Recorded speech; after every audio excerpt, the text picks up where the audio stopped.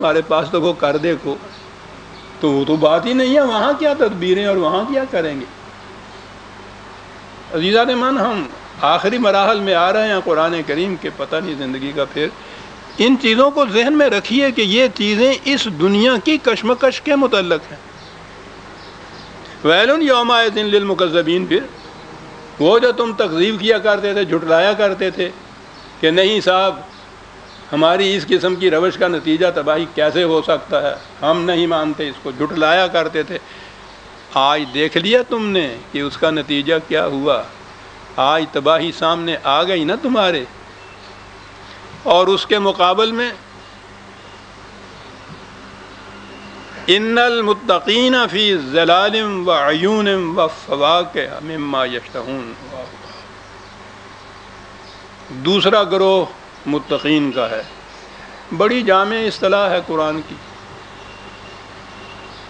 مفہوم اس کا ہے زندگی کے ہر خطرناک گھاٹیوں سے محفوظ اور بچ کر چلنے والے، اور محفوظ طریق تو وہی ہے جو صراط مستقیم قرآن نے بتایا ہے، انہیں وہ متقین کہتا ہے، یہی مومنین ہیں، یہی متقین ہیں، اصطلاحات مختلف اس کی ہیں۔ یہ متقین جو ہیں اب وہ آئے جنت کی طرف،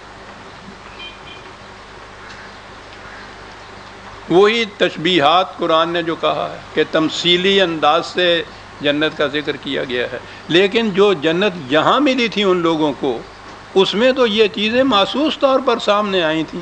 عربوں کے لیے سایہ اور شیریں اور ٹھنڈے پانی کے چشمے، اس سے بڑی جنت ہی کوئی نہیں۔ جنت کے معنی باغ تھے، باغ جن کے نیچے پانی کی نالیاں بہہ رہی ہوں،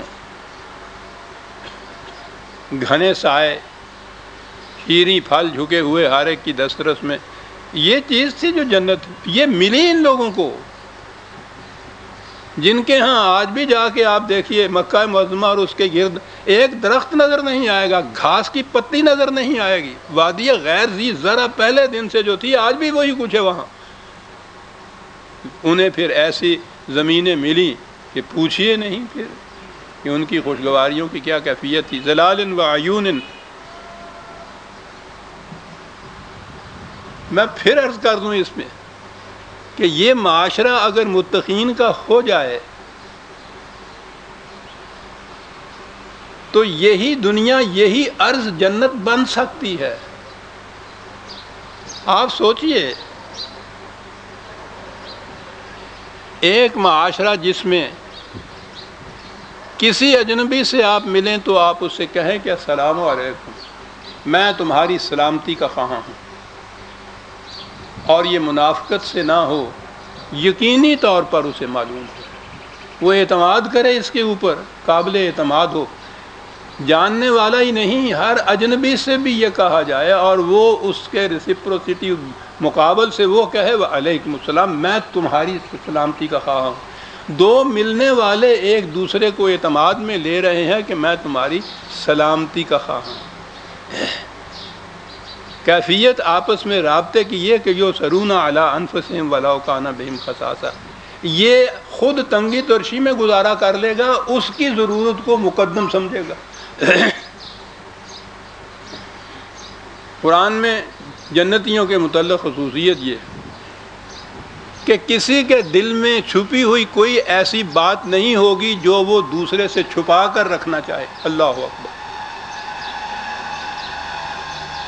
کہتا ہوں میں یہ تو معاشرے کا ذکر کر رہا ہوں، کبھی خوش قسمتی سے کوئی ایک انسان ایسا مل جائے زندگی میں رفاقت کے لیے جس میں یہ خصوصیات ہوں، وہ دونوں میں جنت پیدا ہو جاتی ہے۔ اور جتنی مومنین کی خصوصیات ہیں ان کو آپ دیکھیے کہ معاشرہ ہو ان لوگوں پر مشتمل جن میں وہ خصوصیات ہوں تو وہ جنت نہیں بن جائے گا؟ وہ جنت۔ اور پھر قرآن نے تو مختلف مقامات میں یہ کچھ بھی بتا دیا ہے، جنت ارضها السماوات والارض، 3/132۔ جنت جو آسمانوں سماوات کا ترجمہ بلندیاں کہہ لیجیے، تو عرض تو یہی زمین ہے نا. جنت کے یہ زمین اور یہ سماوی جو کچھ بھی ہے وہ سارے اس کے احاطے کے اندر ہیں. تو جنت کو لے لیجیے، عرض کو لے لیجیے نا آپ. عرض میں جنت بننے کے متعلق تو قرآن کہتا ہے، جب اس کی وسعت کو بتا رہا ہے کہ اس کے اندر عرض بھی ہے، تو یہاں جنت بنے گی. ایک اور مقام پہ اس سے بھی زیادہ ہے، متقین کا ذکر ہے نا.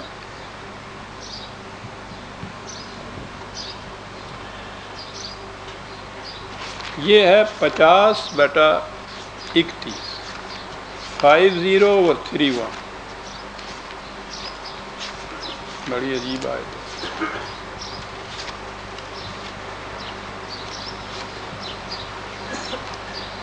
بلکہ 2-3 آیتیں مسلسل آتی ہیں.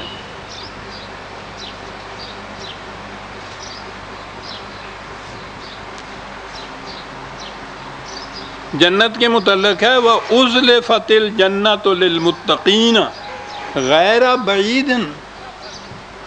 متقین کا معاشرہ ہوگا تو جنت کو ہم کھینچ کے لے آئیں گے ان کے پاس، اس میں اور ان میں اور جنت میں دوری کوئی نہیں رہے گی.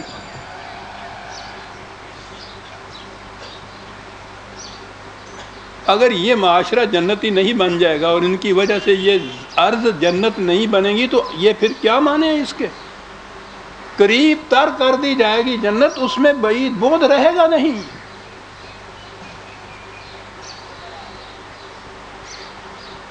تو وہ تصور جو تھا کہ قیامت میں مرنے کے بعد ہی جا کے وہ ملے گی، تو اس بعد کا کہنا کیا صاحب؟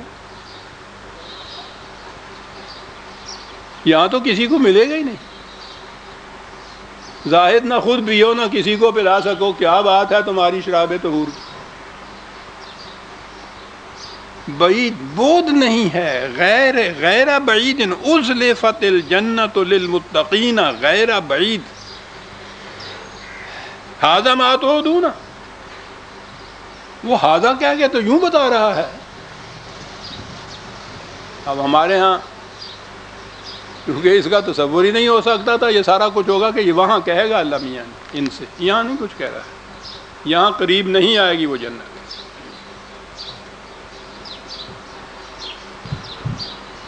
ٹھیک ہے، سچے ہیں ہم لوگ بھی. اہل جہنم کو یہ کس طرح احساس دلا دیا جائے کہ جنت تمہارے قریب آ سکے گی. باقی دنیا کو چھوڑ دیجئے کہ ان کے کیا یور. ہم جو ان لوگ چیزوں کو پڑھنے والے دیکھنے والے ہیں، 1000 برس سے جہنم کی زندگی کے اندر مسلسل چلے آ رہے ہیں. اور اس طرح سے جو قرآن نے کہا ہے کہ ما ہم بخارجین من النار، نکل نہیں سکیں گے. قرآن میں ہے کہ جب کبھی کوئی کوشش بھی کرے گا کہ اس میں سے نکل جائے، دھکا دے کے وہیں ڈال دیا جائے گا اس کو.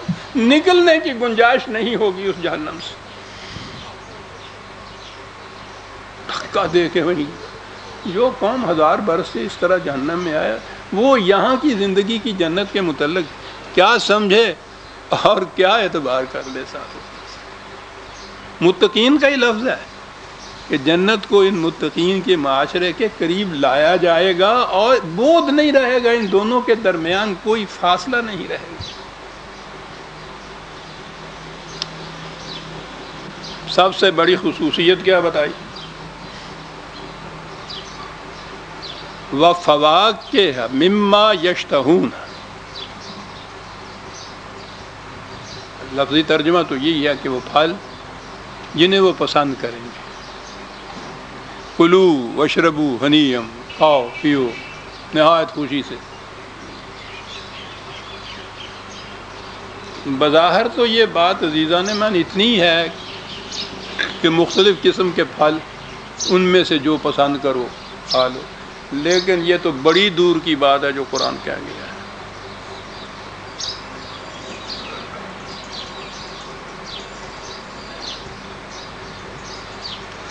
خدا کی ساری مخلوق میں انسان کو ایک شرف حاصل ہے، اور وہ ہے اختیار و ارادہ کی آزادی.